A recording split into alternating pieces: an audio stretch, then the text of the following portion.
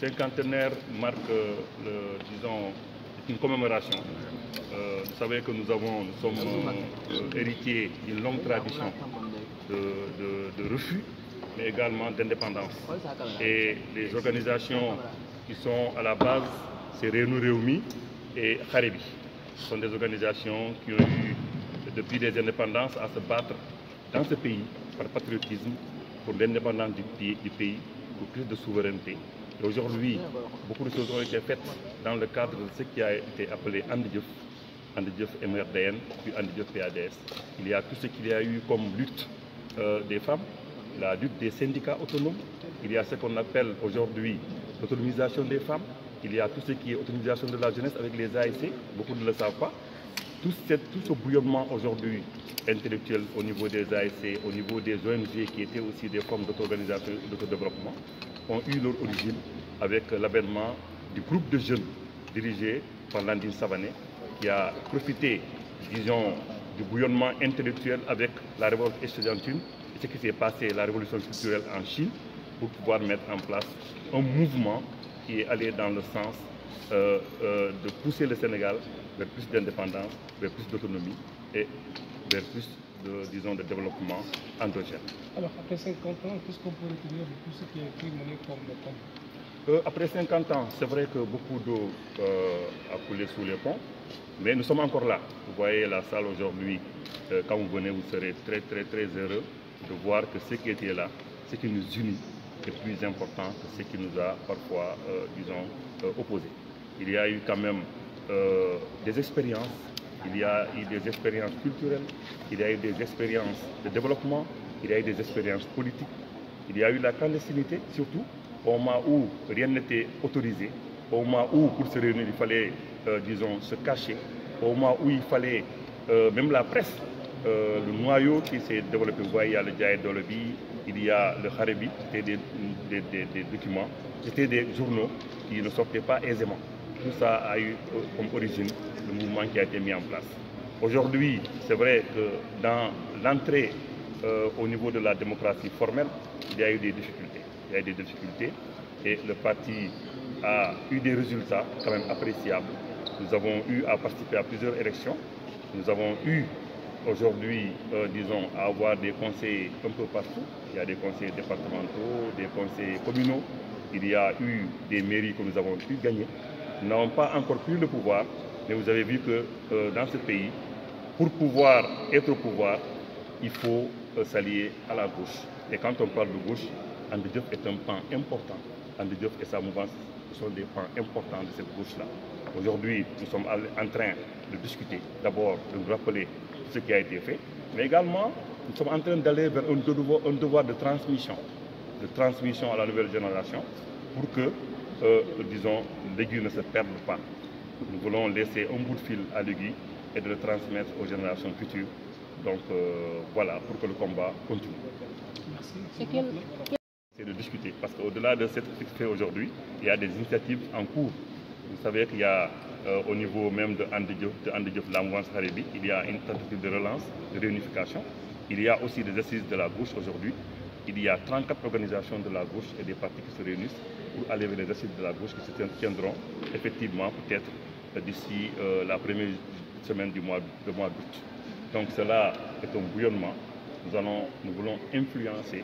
le cours politique du pays. Ça, il faut que ce soit très clair. Nous n'allons pas croiser les bras pour que ce pays aille à la dérive. Nous allons travailler fermement, politiquement, pour que le pays se tienne d'abord droit, ensuite qu'il se développe, et un développement endogène. Donc, quel que soit le candidat de la gauche ou le candidat avec lequel nous allons nous allier, il faut que les aspirations de la gauche soient prises en compte. boo déggee nag Andedjeuf ñu naan Andedjeuf PADS authentique man foofu la nekk maanaam parti Landine Savané mais parti boobu dafa fam fu mu soqee ko dafa jógee ci lu ñuy wooyee mouvement xare bi d'abord mouvement bi mu ngi tudd Réunou Réumi ñu ko créé il y a 50 ans puis il y a aussi mouvement bu ñuy wooyee xare bi la lutte donc ñoom ñëpp ñoo am tey juróom fukki at moom la ñuy disons maanaam anniversaire la fu nekk nii mais anniversaire boobu du anniversaire simplement rek dañuy fàttaliku li fi amoon li ñu sos aussi ci wàllu indépendance ci wàllu xeex pour que jigéen yi gën a nekk am seen moom seen bopp xeex pour que syndicat yi gën a xeexal béykat bi ak sàmmkat bi ak ñiy liggéey ci usines yi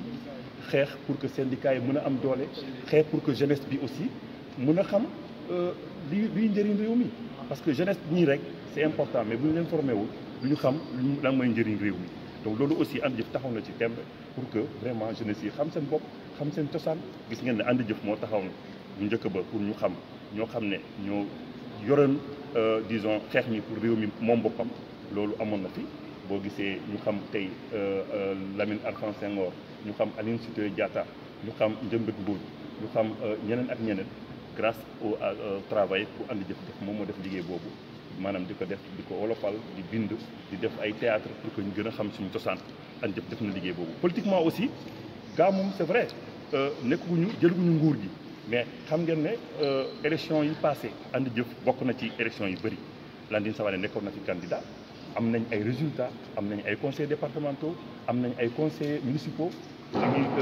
liggéey ci nguur gi di waxtaan ku nekk ci sa vraiment yaa ngi béy sa waar ci réew mi donc loolu aussi c'est vrai am na ay tolof ñoo xam ne à un moment donné parti bi amoon na ay xëccoo mais loolu li ñu vraiment lu ñu boole moo ëpp doole fuuf lu ñu opposé maanaam moo tax tey boo gisee boo duggee ci salle bi sensibilité And Jëf yaa leen di gis foofu ñoom ñëpp muy ku dem feneen wala koo xam ne bu njëkk ba demoon na voilà wala peut-être que d'accord ak ni ñuy doxale tey ñu ngi waxtaan suñu biir pour que vraiment ñu wone li ñu fi def ci